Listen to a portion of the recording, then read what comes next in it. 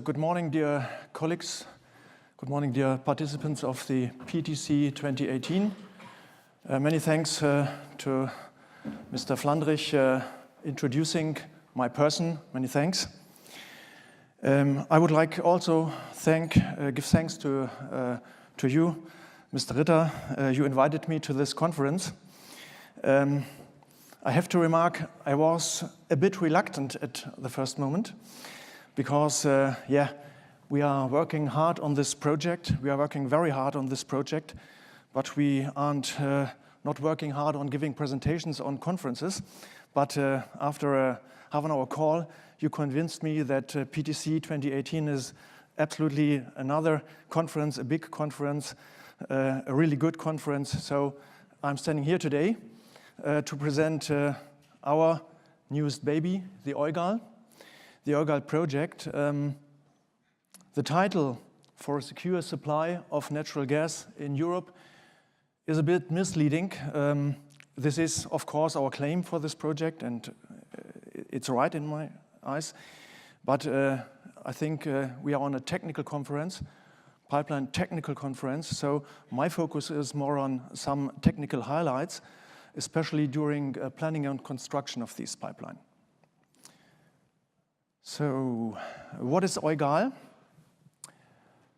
EUGAL is a project resulting from a capacity auction process, an European capacity auction process between 2015 and 2017, where capacities within the second German market area, the gas pool market area, were requested.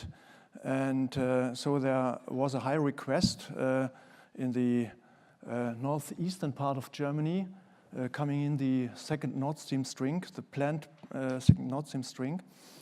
And so these capacities are the basis for the EUGAL concept, leading from the north to the south. I will come to this later. The project was originally established by GASCADE, but in 2017 we changed the concept to a co-ownership project.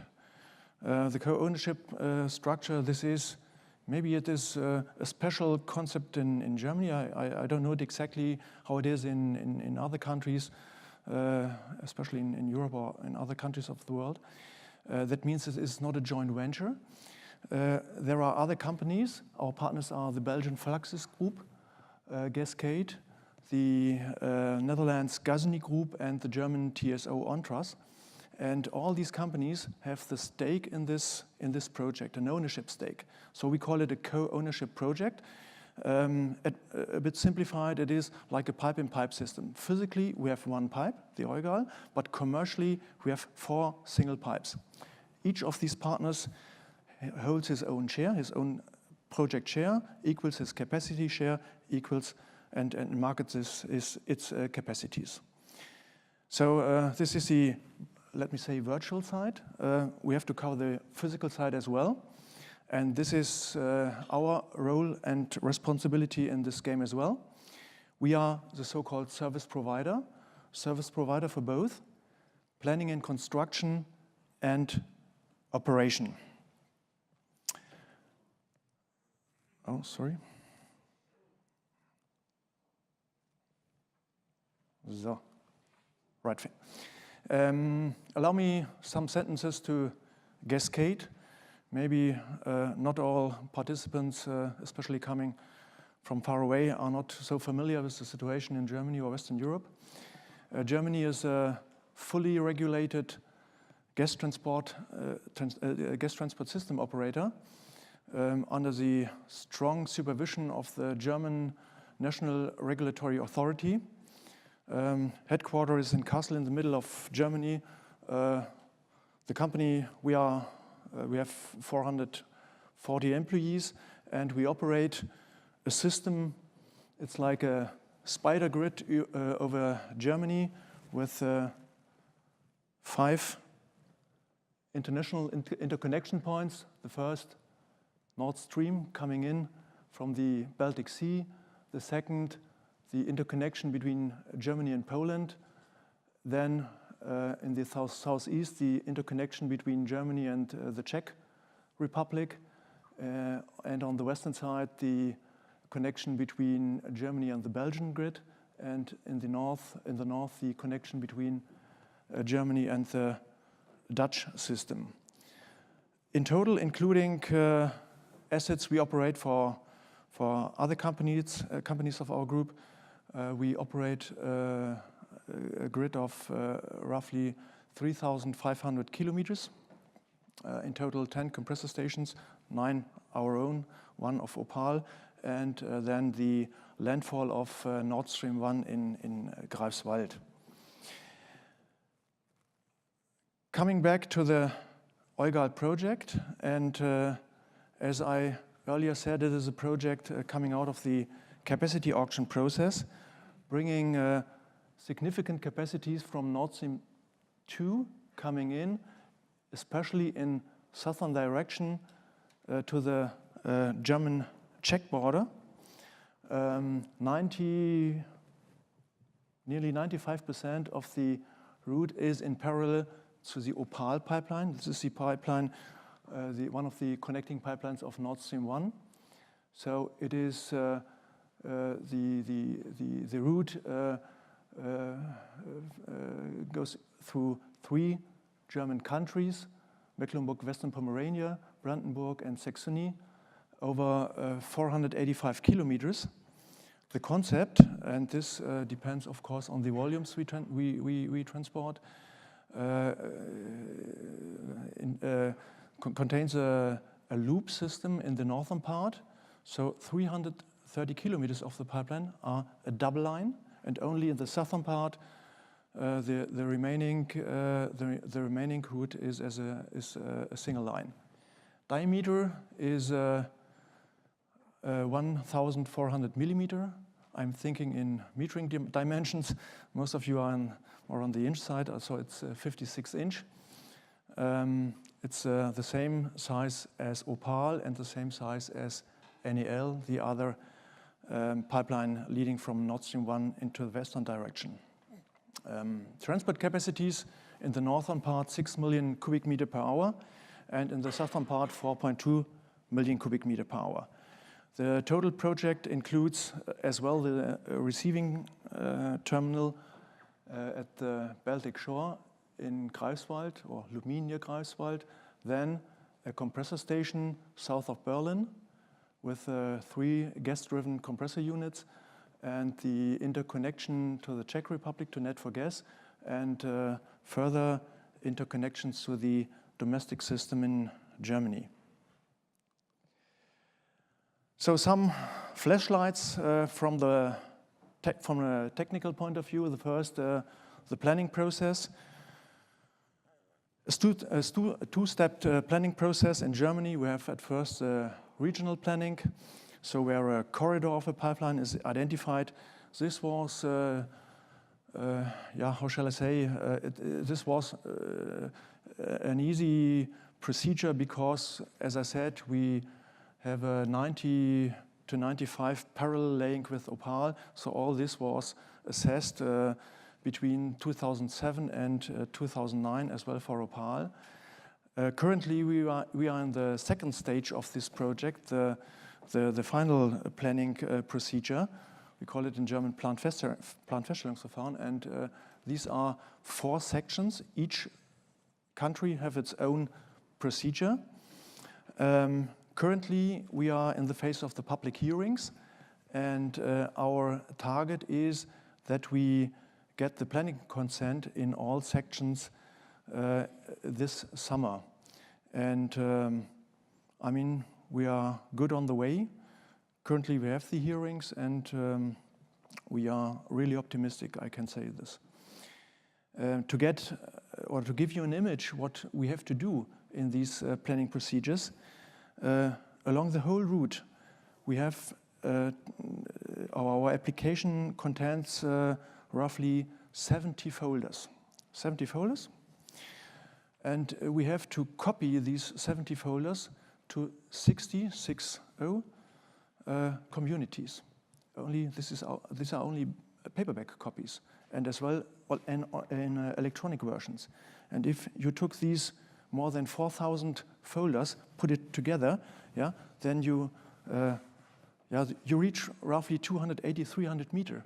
And this is in comparison the height of the TV tower of Berlin, the Alex, close to the brewery from yesterday evening. So only to have an image what we have to produce, and this was really, I think, a brilliant business for all copy shops in Germany for at least 2 months. So second flashlight, what I would like to bring on the table, improvement on line routing. We are under time pressure, and we introduced for our routing these flight laser scanning. So we have no time, we have no land rights, we have no resources. So we ordered these helicopters. This is really brilliant. If you see, there's one square meter with 15 dots, 15 laser dots, and the helicopter is in a height altitude of roughly 400 meters, and covers a strip of 400 to 500 meters. These are an enormous amount of data, but with a very high accuracy, 10 to 10 to 10, absolutely beneficial. So this brings us a lot of time benefits in routing our EUGAL, or in finishing our EUGAL route. The third flashlight, and this is maybe a bit surprising, archaeological surveys.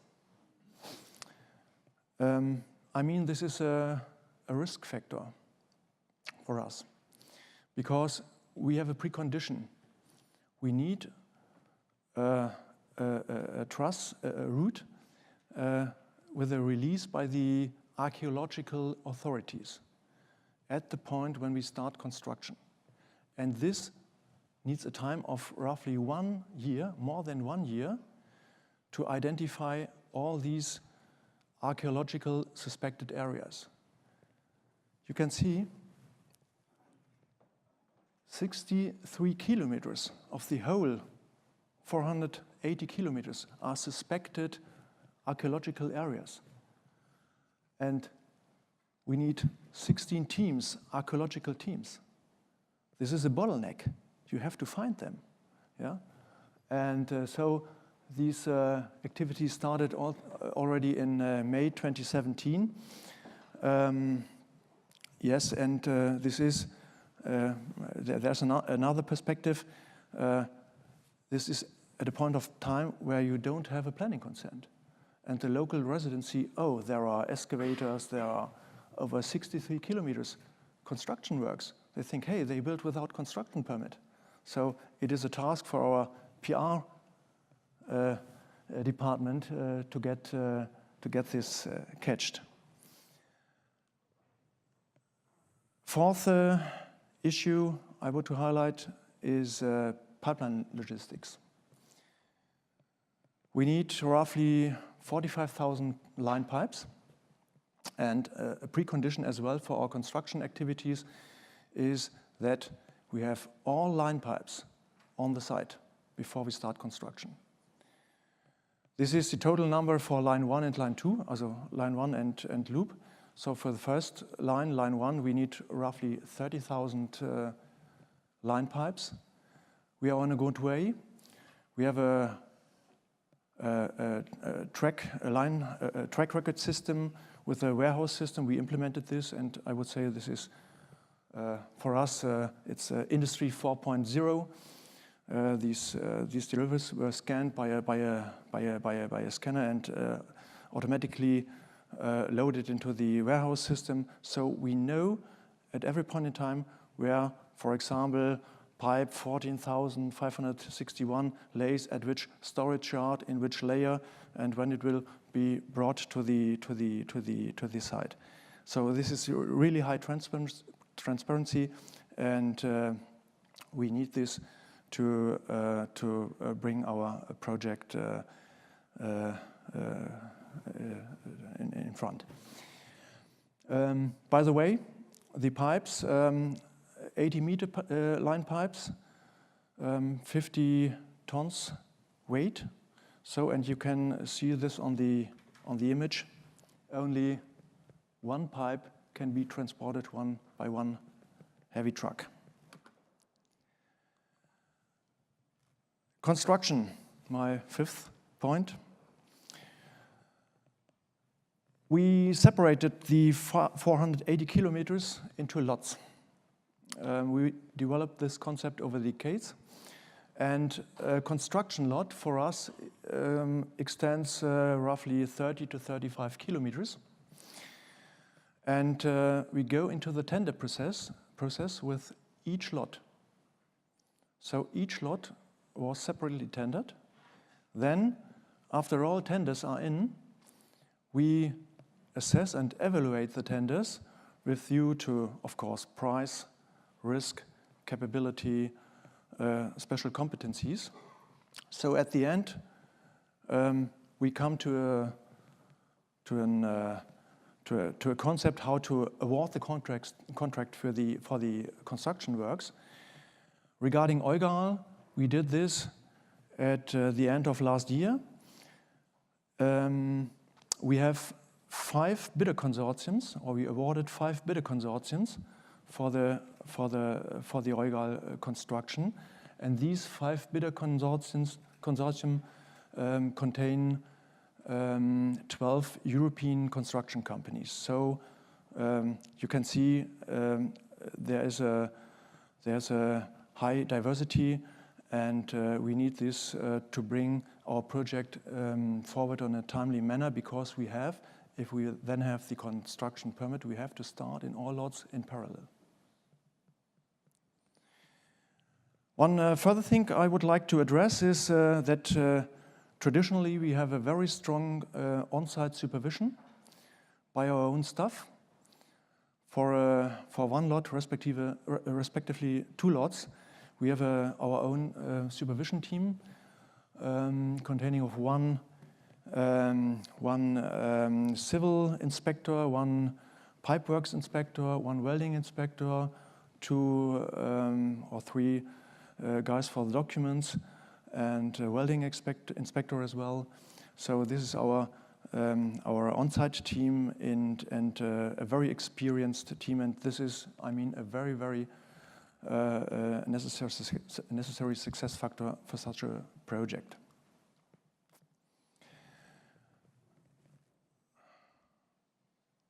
One second.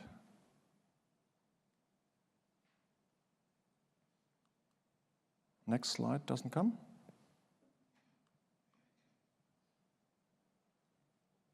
Oh.